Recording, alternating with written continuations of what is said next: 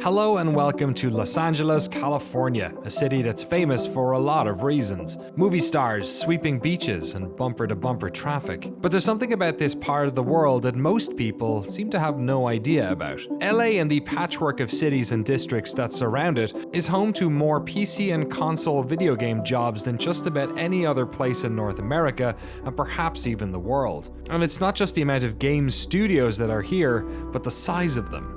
Companies like Infinity Ward, Insomniac, inXile, and Respawn. Santa Monica is home to Activision, Riot, Naughty Dog, Sony Santa Monica, and Treyarch. Nearby in Irvine is where most of your favorite PC RPGs were made. It's still the home of Blizzard, Obsidian, and Ready at Dawn.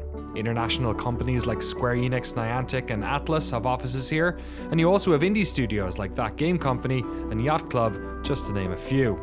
And it's for this reason that, just like the silver screen, thousands of wannabes travel to Southern California every year to work at one of these studios. Or at least they did, before COVID turned the industry's hiring practices on its head. This city, its job market, and how games development has changed with the advent of remote work will be themes throughout the course of this series. But the beating heart of our story here lies in Culver City, in a studio that started out as a scrappy indie but has grown fast in recent years. Heart Machine broke onto the scene in 2016 with the terrific Hyper Light Drifter, a 2D action role-playing game which had been successfully kickstarted a number of years prior. It evoked memories of classic 8 and 16-bit games with a story that reflected the personal human trauma of the studio's founder, Alex Preston. After Drifter, much of the initial team went in their own creative directions, but Alex remained, building a new team to tackle their difficult second album, Solar Ash. Solar's development was long and challenging, and that was before COVID split the team apart. It came out in late 2021, and while it found an audience, it wasn't quite the indie sensation its older sibling was. While Solar Ash was in development, the studio set up a second team to create another 3D game, this time a sequel to their initial hit. Hyper Light Breaker was announced just a few months ago, and it was during this time that we talked to the studio about covering its development. The team is currently targeting a 2023 release for early access, and we're bringing you along for the ride, both at the studio, in remote meetings, on the road, and in our COVID-compliant interview space just around the corner from the studio. Our goal is to not only tell the story of this game's development, but get deeper than we've ever done before into how game development works. We're going to cover a lot in this journey, but in this first episode we wanted to introduce you to the team, their history, and the makeup of people who are working to make Breaker a hit worthy of the Hyperlight name. So let's start where it all began then, and meet the man behind the machine.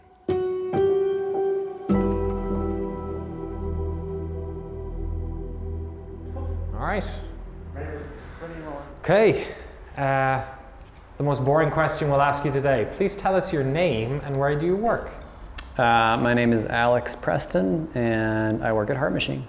I'm from Hawaii. My dad's side of the family is Hawaiian, but we moved out of there at a really young age because I had a heart condition, had to have open heart surgery and all that stuff. So I grew up, in Ventura County, which is not too far outside of LA. Moved to LA for college way back when now. I think 2001 is when I moved here. And I've been here since. I had made friends with a few different folks in Los Angeles that were indie developers. One of them, is a good friend, Ben Esposito. He would come by our house. My friend Casey and I would have art nights, and we would just have a night set aside, because we're all doing freelance or whatever else, to just focus on creative projects, personal creative projects. And a lot of things kind of came out of that. And one of the things was Glitch City, which was a collective here in Los Angeles that still exists today, a decade later, basically. Seeing how all these other people were making games and everything, I started to very seriously dig into trying again and making my own game after, many different failed attempts previously. And I had hooked up with Bo Blythe. Bo and I ended up doing a lot of development on Hyperlight. We tried some different prototypes, but I had a lot of ideas in mind. I wanted to learn how to make things in GameMaker, and then as he was trying to teach me things, I decided I don't want to learn how to actually program in GameMaker because it's not so fun. And so, yeah, we built out a prototype together based off of a series of ideas and things that I'd had about this project. Put the Kickstarter live sometime later that year in 2013, and then it kind of blew up. From there, I was able to actually hire people full time and like bring in more of a crew rather than just it being Bo and I living on scraps, which was the initial plan. It was like, yeah, we'll get by. We'll get by on like 30K if we need to, you know, for a year or something. Like which you can when you don't have like any other responsibilities. But no, we got a lot more money than 30K, and so was able to actually have a few really talented people there to help build this game out over the course of 2.5 years. It was successful, and that kind of led us to do more and more things. So here we are today, and we've gone from what was just me originally doodling around books to like over 40 people.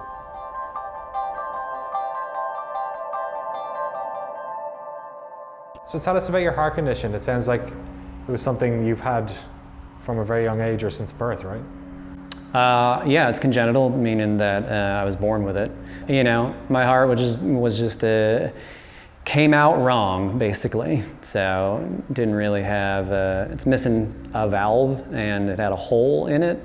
They had to wait until I was about a year old to do any surgery. And so during that period, you know, the story I'm told is that my mother had to prevent me from crying for a whole year at risk of me dying because my heart wouldn't be able to take the stress of that. You know, I have to do maintenance on it. I've had a few surgeries after the fact. You know, I have a pacemaker that I got a little over a decade ago. Does this affect you in other ways in terms of like your ability to like exercise or drinks or drugs or anything like that? Is there a sort of a risk element there that other people don't have to deal with? Oh yeah, I could drop dead at any moment. You know, like that's just kind of par for the course with, yeah, it just means I'm at greater risk for practically everything heart related. So whether it's heart attacks or, you know, congestive heart failure or any of these other elements, like I just, you know, it is more vulnerable. I am fortunate to be in like a higher percentile for my condition, meaning that I'm more functional and mobile than a lot of other people with my condition. Like they have it worse than I do. So I can walk around and I can do a little bit of running and, you know, I can do some basic activities, but I definitely have my limitations.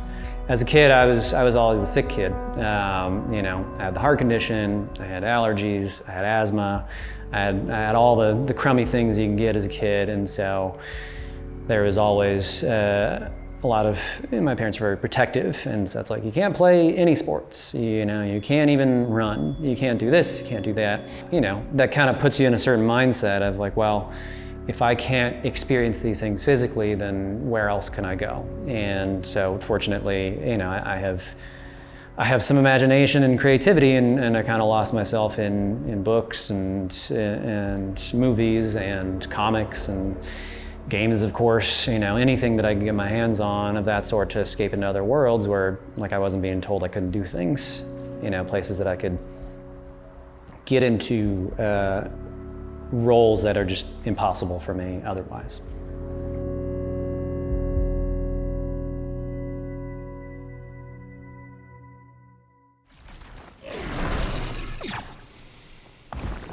The team at Heart Machine working on Hyperlight Breaker are a mixture of folks who worked on Solar Ash and new hires who never touched that project. It's also a mix of people who have long careers in game dev and folks for whom this is their first ever game. And increasingly, it's people who have never even been at the studio in person. There is no singular path into games development, and the people at Heart Machine seem to be as unique as the stories that led them here. My name is Wolfgang Trankel, and I'm an environment artist at Heart Machine. I went to Otis College of Art and Design here in Los Angeles, but I kind of did it out of spite because my art teacher told me I couldn't get in, and so I only applied there because she told me I couldn't do it. And then when I got there, I ended up finding out they had that department for game and entertainment, ended up doing that. I started off working in the game department at Best Buy, and I was like, hey, at least I get to talk about video games. And then I worked at an advertisement agency, and I was like, hey, at least I sometimes get to use 3D programs. And then after that, I joined like an influencer who is online, who's completely CG.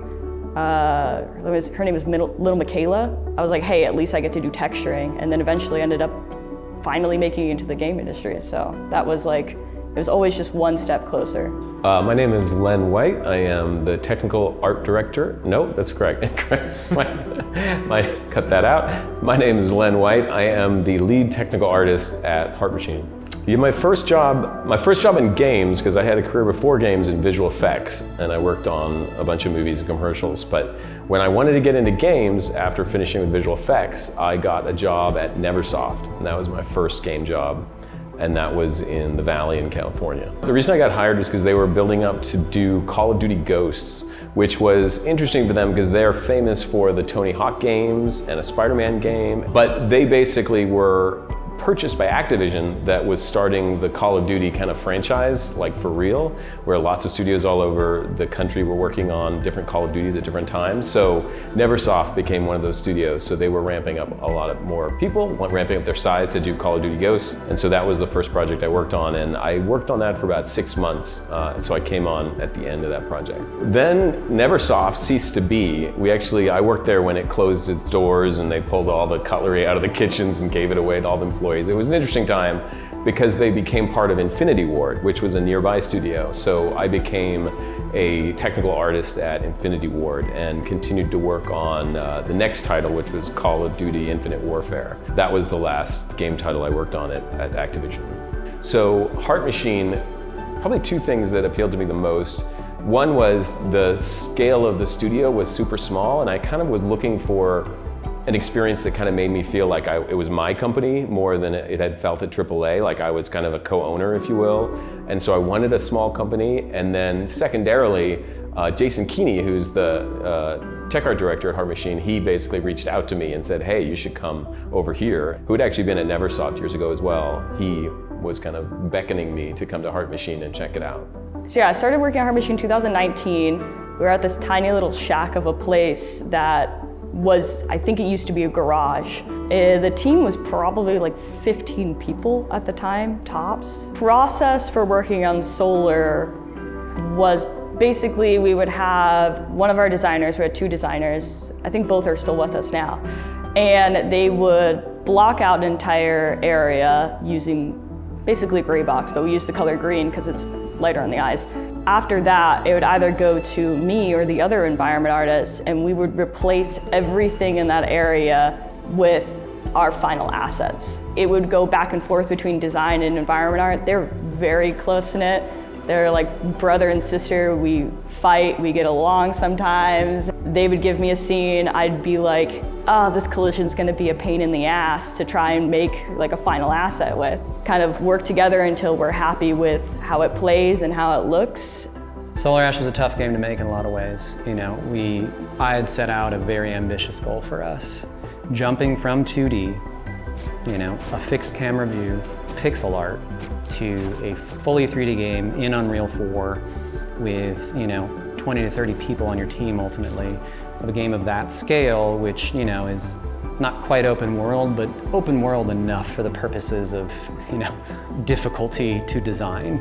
It's a wild series of leaps to get there.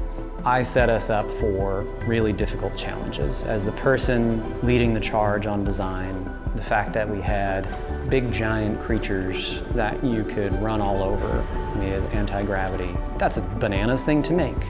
On top of that, we have these wild clouds made of a tech that we had never used, and in fact, most games don't even touch SDF, which, you know, like our whole like basic landscape is gonna be used for that. And by the way, you're gonna surf on that.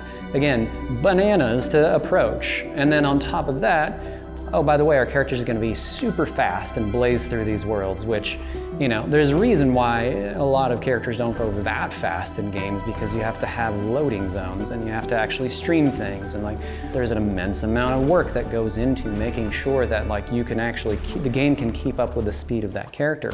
That character's super goddamn fast. And then on top of that, we have these massive worlds and these huge levels that, again, while not quite, I'm not gonna say that's an open world game, it's like, it's open world light, or open world enough in the sense that like those spaces are very big, you know, there's a lot of ways you can go, and that in and of itself, like doing level design for that type of structure is intensely difficult on many different fronts and requires a lot of iteration and careful planning, you know, and the types of roles that it really, truly, genuinely requires, because that step from 2D to 3D is a massive challenge. I definitely learned a lot about what it takes to put a game like that together. There was a lot of technology that was like unproven coming together. The lava zone, the big globe of lava that's in it, we had no tools to be able to deck on 360. So it was me turning the camera upside down or decking upside down constantly. It was pretty rough to try and do the back sides of things and always working with the camera the wrong way. There was a great engineering team putting together a lot of the tech, but in terms of getting all these art assets into the game and dealing with a lot of the kind of problems, like the unforeseen problems that might occur, say with, you know, surfaces that are completely lava-based, and then of course we have a lot of configurations of our platforms and our levels that would break that potentially. So going through and like trying to create tools, that was one thing I did a lot of, make tools to sort of audit the game and kind of do health scans every night to see if anything was like breaking or not building the correct mesh. We were using Houdini quite a bit as a plugin, and that was generating a lot of our stuff. And sometimes it would glitch out, so I was writing tools to kind of make sure that every night there was not a huge problem and that the health of the system was only improving and not getting worse. There were a lot of things to do, and that's why the game was delayed. There was a lot of stuff to kind of pull together and wrangle over the last few months. Starting on Solar Ash, there was 15 people-ish, but then it grew pretty exponentially after that. A few people joined right after me, and then there was kind of a lull right when COVID started, but then when COVID started, we actually were hiring like crazy, so we doubled in size over COVID, and I think we also kind of learned that we don't really need to be in all the same place. It's like the privilege of working in video games or just working in tech in general, so now we have people all over the world with all different skill sets that honestly, I think made us even better in the end. Having worked together and and all the technologies we brought to make Solar Ash happen, many of those are still being brought to bear on this project in terms of environment art and design, some in design. I can't say enough about when you've worked with the same people through an experience like Solar Ash, working with those same people is just like, it's easier, and you can figure stuff out faster, and everyone's more comfortable and happy, I think.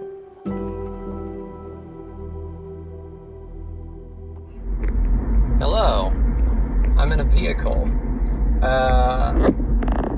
So I'm on my way to this recording for, I think, G4 TV in Glendale.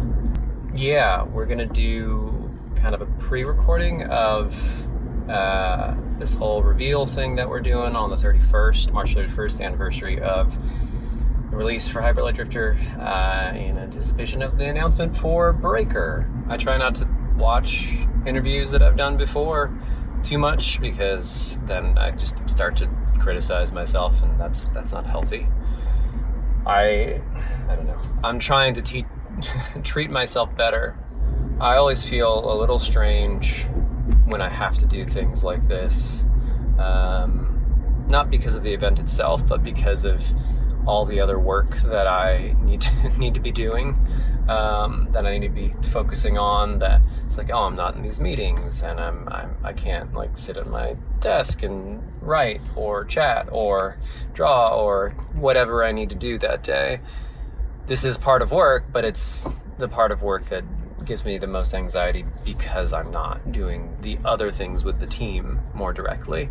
And thinking about kind of announcement here going into not just this interview, but going into this week and the trailer that we have that we've been developing for months now, working with Grackle, the animation crew, and how much time and effort's been put into it, and kind of the internal excitement around it that I know that team members and our publisher has, and that I personally still have for it.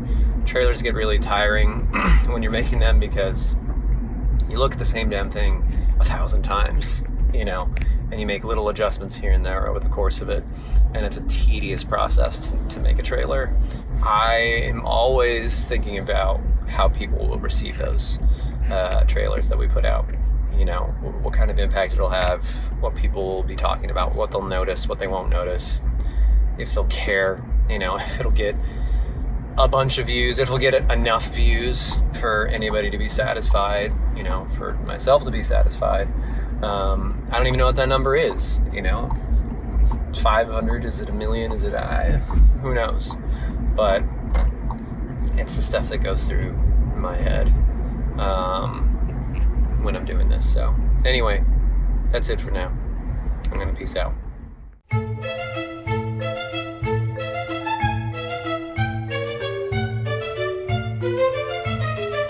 It might be worth twisting his shoulders a little bit more in that Ready Idol. Something that I just wanted to note was kind of like this angle of the hat. And those candidate points are then consumed or used by the runtime that happens when you launch into the level. Sorry, my son was running like a maniac upstairs and he cut off your audio for me. The dog needs a what, Alex? Needs a haircut. Yeah. Looks like a good boy. He feels off balance for a second when both feet are kind of backwards. Jason, I believe that you just put food on your hand to make him laugh. You might think that, but this is just what he does. I'm just so conscious that we're recording these now. Yeah. It's gonna be in the documentary. You don't know what's going in or not, Sal. All right, well, it's 9:15. I've taken up all the time. I will let y'all skedaddle out of here. Count it down, see you in your groups. 3, 2, 1, goodbye.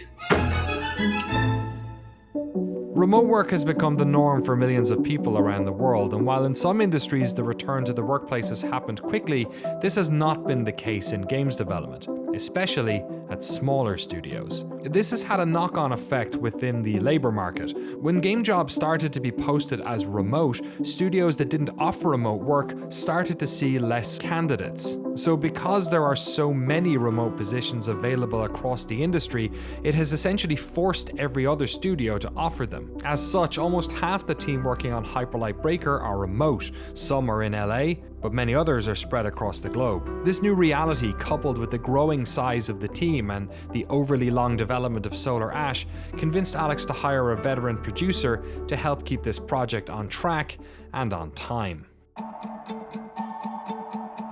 I'm Leslie Matheson, and I'm the senior producer at Heart Machine. I first worked in games actually while I was in college. I ended up getting a summer job on the Monty Python The Holy Grail. But after that, I decided I wanted to go into film, so I worked in film for a little while.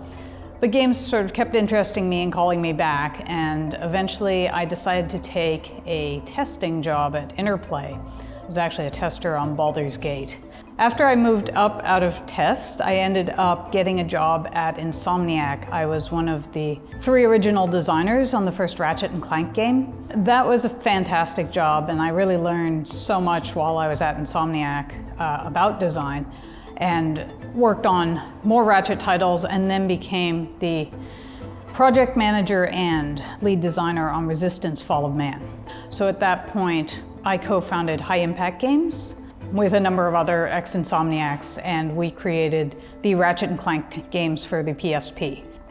From there, I went on. I had a smaller studio after that, experimenting with XBLA titles and independent games. I moved on after doing some contracting to, on the side, creating actually a robot. I designed a child companion robot that you could speak to and it would interact with you, and that was a fun challenge. But I missed games at that point, and that was sort of what led me back to Heart Machine. I think that when you work in game development, in many cases, I won't say all cases, you tend to move around between studios. That's for a number of reasons. I mean, in a less optimal situation, it's because a studio closes, but sometimes it's just because to make the next right step for you, you need to move to a new place. And one of the things I think is really interesting about games is that studios often approach the same problems in very different ways. Some people work more directly through programmers, for example, or they might build more elaborate tool sets for designers to work. Some studios very elaborately plan things out. Some studios work more through prototyping and iteration.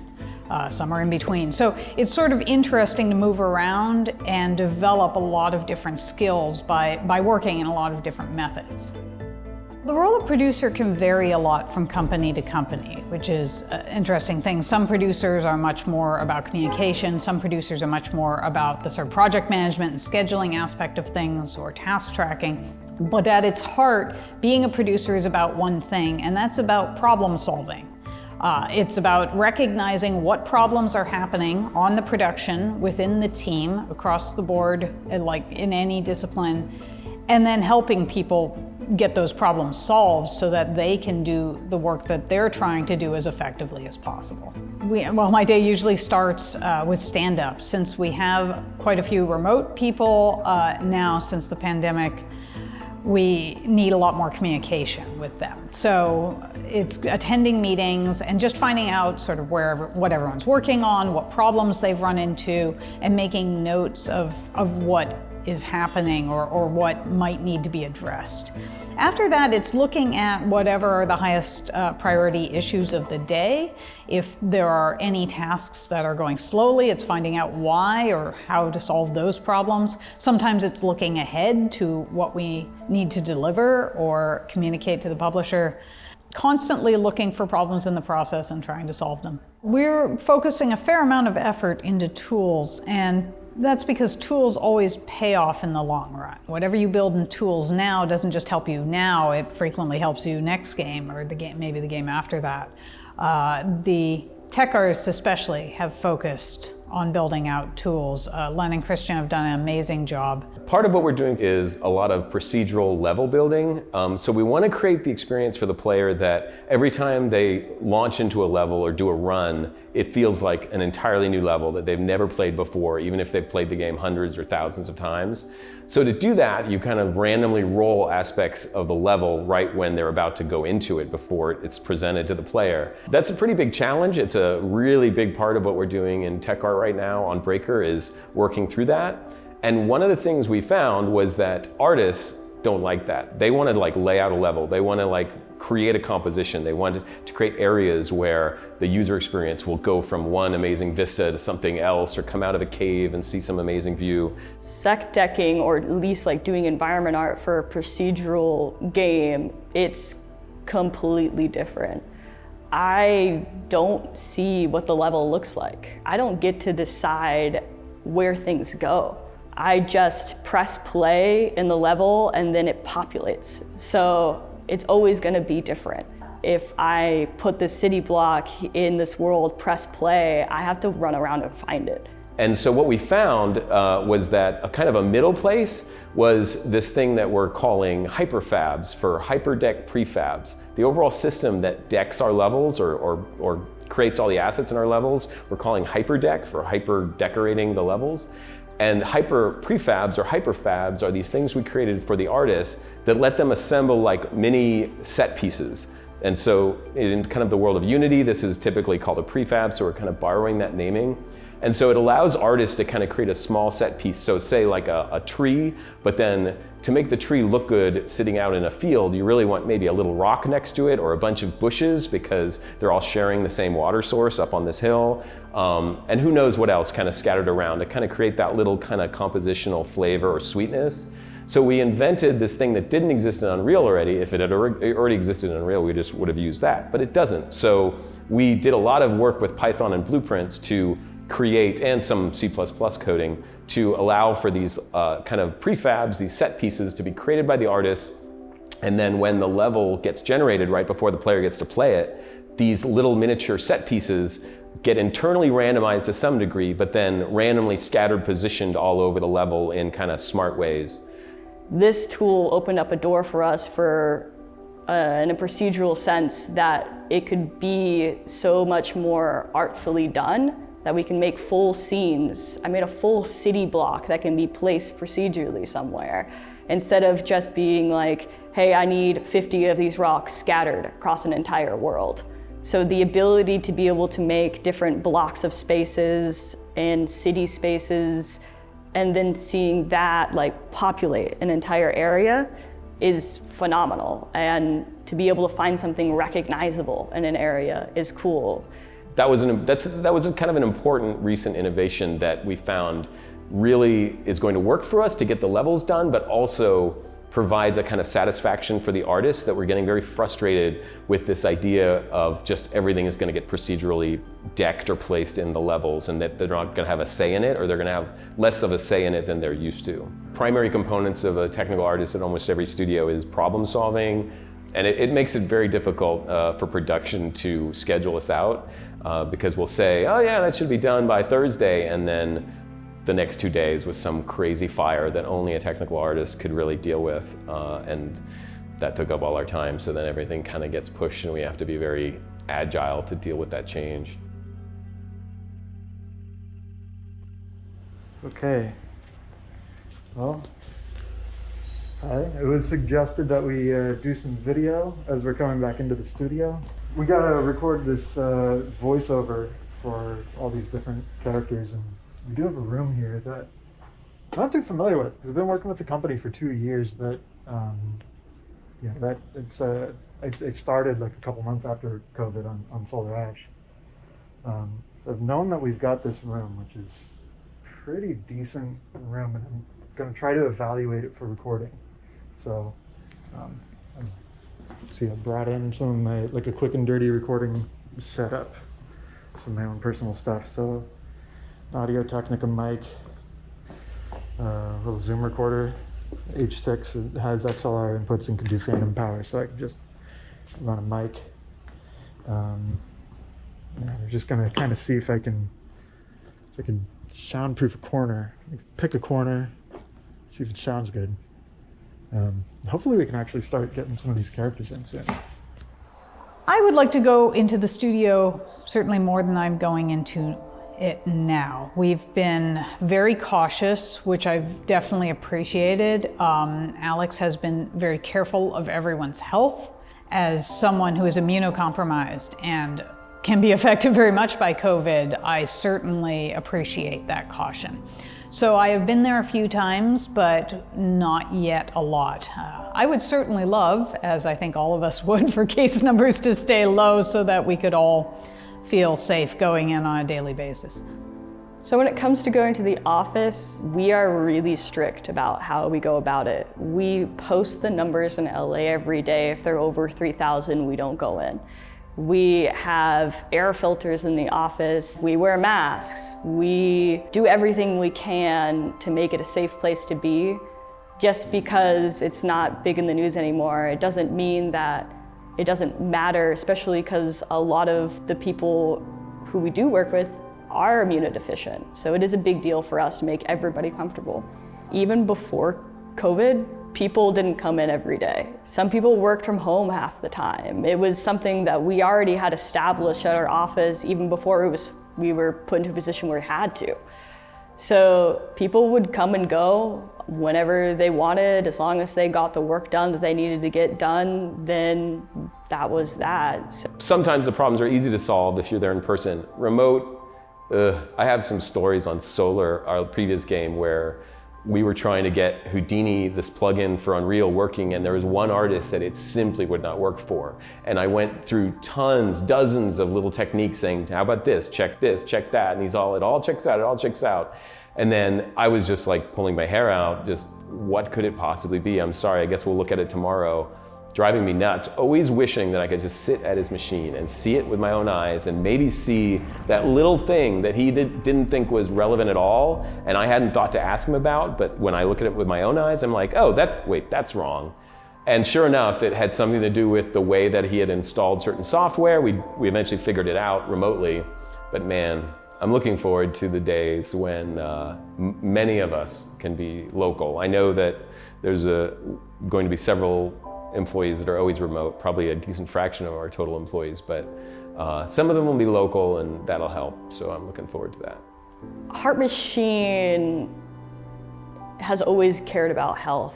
I mean, it's even in the name having to do with Alex and his ailments, so I feel like that gave him a very special view on what's truly important, and that's making sure that people are in a good place and a healthy mind to be able to do the things they want to do and be creative. There's been instances where people have, taken some time to themselves or only work certain days a week because they want to care about their health and they're not feeling in a good place for that. I've taken 2 weeks off because I was burnt out and it was totally fine. Nobody bats an eye to that. We probably have the best insurance possible to us. They pay almost everything. And that's not something you can find in a lot of studios, especially that was from the beginning, 15 people there, and we still had the best insurance possible. So that was really great to see. And I guess a more personal end, like, my dad died from over COVID, so I took some time to be able to deal with that. I took like a month off, nobody bats an eye to that. And it's just a part of the process. Nobody's gonna care if you need to take it. They're just there to be helpful and try and let you be able to take care of yourself first. All right, I'm really sorry to hear about your dad. It's okay. I like working with a tight-knit group, When you start to get into the higher dozens, that's when maybe I'm starting to feel like, not as engaged with everybody. I can't, it's harder to be in the trenches with every person when you get to a certain threshold. But at the same time, like these projects, kind of the ambition that I personally have, and I think that others at the studio share, is to keep growing to suit the needs of these projects and to keep making bigger and more fascinating and more, I guess, believable worlds. Ultimately, my goal is to make stuff that you can fully embed yourself in, that you get that escape velocity, basically. And what I mean by that is stemming back from my roots of being the sick kid that, my avenue for escape was media. Having done Drifter, through the course of that, early on, it was clear to me that the next project that I wanted to do at least was a 3D project. That was the next step. And I had started planning out Solar Ash about a year before we shipped that project. Like I was, after I do my day of work on Drifter stuff, I'd go home and start plotting out Solar Ash stuff. We're like very fresh-faced and green on that, and so I'm a bit of a, I guess, wild dreamer on certain things, and feel like, fuck it, let's do it. At the end of the day, there's a lot of planning that goes into it. Of course, it's not just hand wave away, we're gonna do it, but I don't know how much time I have left. I don't know, I could drop dead in this interview. I could drop dead tomorrow. I am more likely to die than anybody else that I know of my friends by several orders of magnitude. Each day my body's trying to destroy me. And some days it really succeeds most of the way.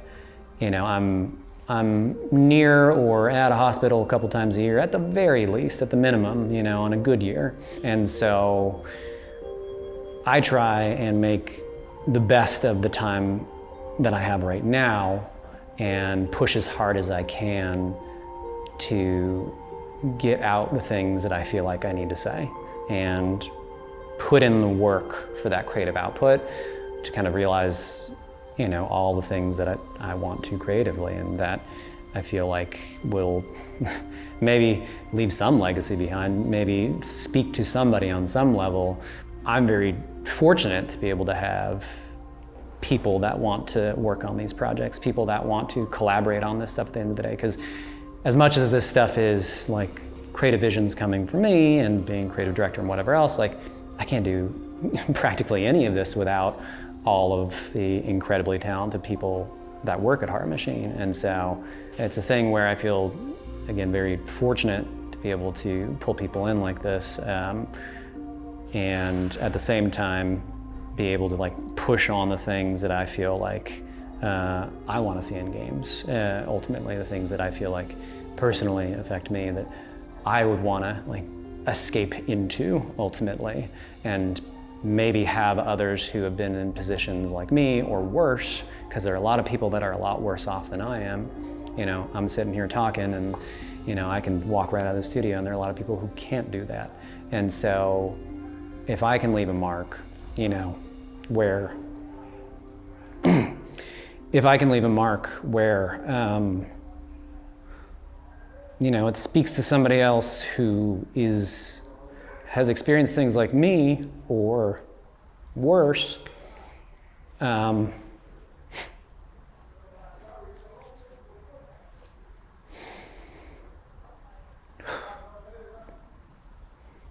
if I can speak to other people who are in a position like me or worse off and give them something back that they can feel positive about, that they can feel like they can experience new things in that they otherwise wouldn't be able to, then, you know, that, to me, that's more important than a lot of other things. So that's, because that's what helped me and continues to help me get through all the bullshit that I have to go through. And, you know, everybody's got their own stories to tell, and own garbage to deal with. But, you know, I wouldn't wish my life or my body on anybody, you know, not even my worst enemy. So it's a lot of stuff that I repress to get through the day, you know, that I power through and learn to live with because I have better shit to do than to dwell on what's happening to me in ways that aren't going to be useful.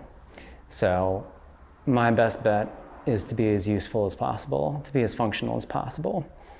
I don't really give a fuck if I'm in the hospital after a heart procedure, because what good does that do ultimately when we have such, you know, precious little time to exist and do the things that we're capable of doing, and also be able to do it with other amazingly talented, creative people and enjoy it.